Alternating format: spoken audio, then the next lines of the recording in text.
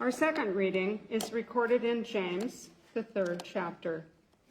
Not many of you should become teachers, my brothers and sisters, for you know that we who teach will be judged with greater strictness. For all of us make many mistakes. Anyone who makes no mistakes in speaking is perfect, able to keep the whole body in check with a bridle. If we put bits into the mouths of the horses to make them obey us, we guide their whole bodies. Or look at ships. Though they are so large that it takes strong winds to drive them, yet they are guided by a very small rudder wherever the will of the pilot directs. So also the tongue is a small member, yet it boasts of great exploits. How great a forest is set ablaze by a small fire, and the tongue is a fire. The tongue is placed among our members as a word of iniquity. It stains the whole body, sets on fire the cycle of nature, and is itself set on fire by hell. For every species of beast and bird, of reptile and sea creatures can be tamed, and has been tamed by the human species. But no one can tame the tongue, a restless evil, full of deadly poison. With it we bless the Lord and Father, and with it we curse those who are made in the likeness of God. From the same mouth comes blessing and cursing. My brothers and sisters, this ought not to be so. Does a spring put forth from the same opening both fresh and brackish water? Can a fig tree, my brothers and sisters, yield olives or grapevine figs? No more can salt water yield fresh. The word of the Lord. Thanks be to God. I invite you to stand as you are comfortable for the reading of the Gospel.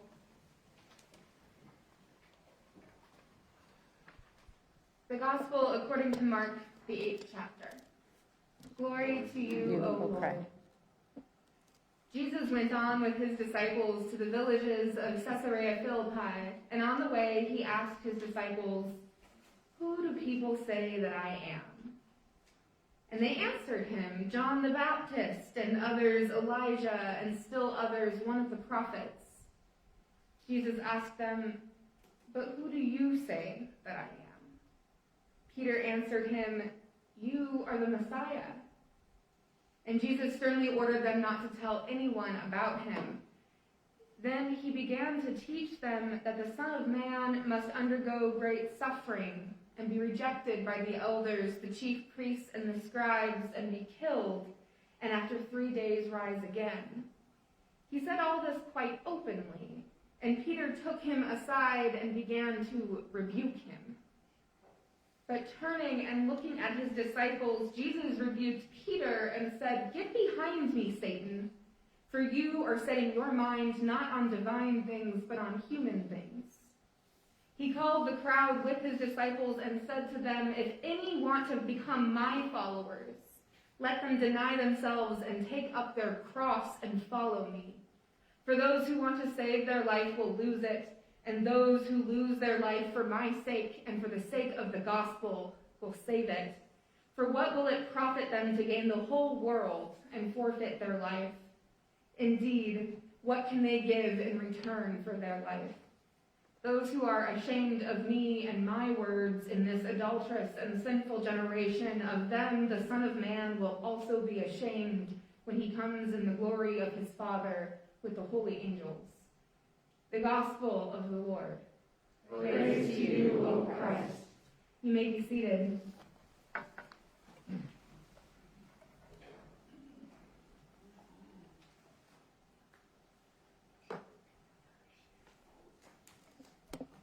All week long, I've been sitting with our readings and praying over them, and all week long, James's words have been rolling around in my head.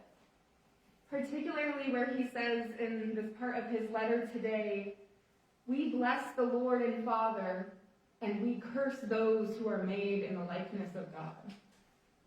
This verse has stuck with me partly because I love any reminder that we are all created in God's likeness, because it's a reminder I often need myself, but also because sometimes I think as Christians, as people of faith, we can forget our own failures to tame our tongues, as James would say.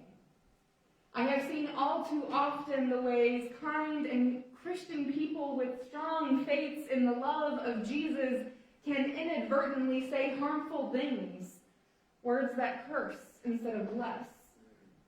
I know I personally have been on the receiving end of sentences that start with, "I mean you all the love, but," kind of statements from Christians.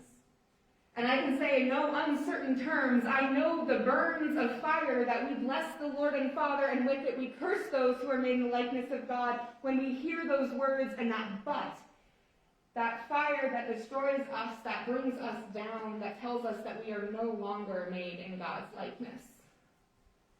Our words can bless, and our words can curse. And in today's world, I see so often the artificial divide being created between people seeking to honor the words people ask for, to honor language and labels, to spend time learning how to best tame our tongues for the good of those made in God's likeness. And I see the large amounts of people who scoff at what they consider to be too much political correctness, too many labels, too many words. I see over and over again the dismissal of pain caused by words because so many of us were taught that words don't actually matter. That sticks and stones may break my bones, but words will never hurt me. How many of us have not only heard that, but said that? Yeah, come on. I said it too. You're not alone. Don't worry. Throughout all of our readings today, though, we see this theme around words, around the power of words, around what we say, around the importance of our speech. Whether it be the gifts we are given to use our words to sustain the weary, as in Isaiah, the condemnation of our misguided words in James, or Peter's words to Jesus, both of blessing and curse. And we might not think that Peter's rebuke of Jesus is a curse in our gospel today. I think most of us can imagine ourselves in Peter's place, hearing Jesus speak of suffering, of pain, and trying to be that friend who reassures in the midst of those trials, right? We can imagine being in Peter's shoes, hearing our loved one, our teacher, our idol, speak of all the terrible things they're going to endure. And how many of you are like me, where when we hear someone who is in pain or talking about pain, the first thing we want to do is try and fix it? How many fixers do we have? Yep, I see a few of you, I know. Many of us imagine wanting to make it better, to make it okay, to use our words to speak comfort and hope in the midst of all that sadness. But for Jesus, those comforting words from Peter are a curse because they deny who Jesus is. They deny who Jesus is as the Messiah. That comfort, that rebuke, it invalidates all that Jesus must do and all that Jesus is. And so we get a famous curse from Jesus back to Peter, "Get behind me, Satan." Those words have power, right? The kind of power of blessing and curse, the kind of power that tells a dearly beloved disciple that he has crossed a boundary. And that Peter has moved quickly from being a supporter, from being a beloved friend and follower, to the adversary. That's what Satan, Hasatan, means in Greek, the adversary. From being next to Jesus along this journey to being behind him.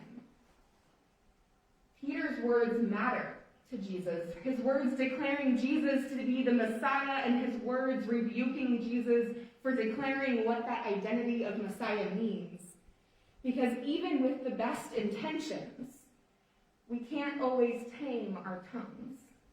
We often don't say the right things, and whether on purpose or on accident, our tongues can quickly guide us into crossing boundaries, into causing harm, into starting forest fires that burn and destroy the relationships around us. The way we speak to and of one another isn't new. I hear so often that it's because of social media and the internet and all of the ways that we're connected. That's why people are saying such terrible things. That's why we have trolls on the internet. Trolls have always existed. People who say terrible things have always existed. Words have always existed, and they have always had power. And because of all the ways that we divide ourselves from one another, the struggles of ancient Israel to tame their tongues still exist today. We still struggle to speak goodness and love. And it becomes harder. And I think it becomes harder for us as people of faith, because so often what people of faith are portrayed as are those hateful words that burn and destroy, right? For those of you who have grandkids or kids who have stepped away from the church, how many times have you heard, well, you might be nice, your church might be nice, but the majority of churches out there are not? Yeah. I hear so often that from my friends and those I know who are around my age that, well, yeah, it's great that you are leading a church that loves people, but what I see on TV, what I see in the world are churches that continually spread hate and harm. And so I can see how it can become so hard for us. And I can see also the way that words can forge a path in front of us. Because James is right, the tongue is a small thing, a small part of who we are, but like a bridle on a horse, like a small rudder on a ship, our words guide us, creating lines in the sand between us and others. As much as we want to believe that words don't have power, that words are just words, that they can't hurt us or guide us, I'm going to say it again, which feels very un-Lutheran. James is right. Our tongues, our words, guide us. Like a ship in the sea, the wind might help to push us in a particular direction, but it's that small rudder that steers. And I'm asking today, because I've been asking myself all week, where are we being steered? Where are our words taking us? And maybe our words have drawn us into spaces where it's easy to joke, to demean, to make fun of others, because we have been tempted to believe that words don't matter. Maybe our words have caused harm that we're not even aware of. Maybe we have experienced the hurt of well-meaning siblings in Christ and have experienced the way faith can be burned away because of it. Maybe the words of teachers have pushed us away from church, from service, from caring for others. Maybe we were the teachers who failed to sustain the weary with our words. For all the ways our tongues stain the world with its iniquity, for all our failures to bless those created in God's likeness, for all those moments Jesus might call us the adversary instead of friend, we do have a teacher who sustains the weary. We do have a teacher who sustains us. And Jesus still takes up his cross.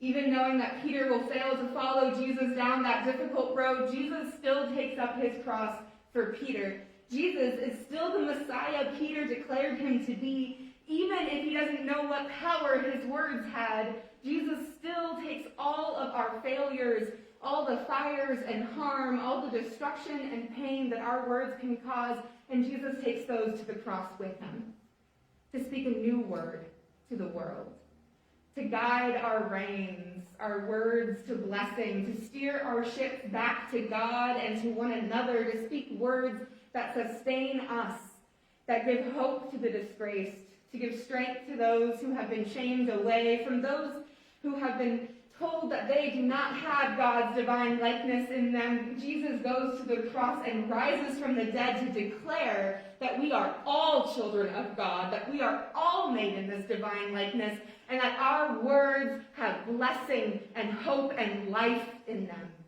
so that God can give each of us the words to speak, to bless, so that we can share that love and grace and hope in the world that is so easily filled with curses, so that we can take up our crosses with Jesus, unafraid of the discomfort of learning new language, unashamed of our faith in the one who suffers for the suffering, willing to give our lives for the sake of the gospel, for the sake of the good news, for the sake of the word that matters, so that in this new life we receive in Jesus, we too can walk and sing, breathe and pray and dance in the presence of the Lord, in the power of the word we find in the word made flesh, in blessing and hope and love.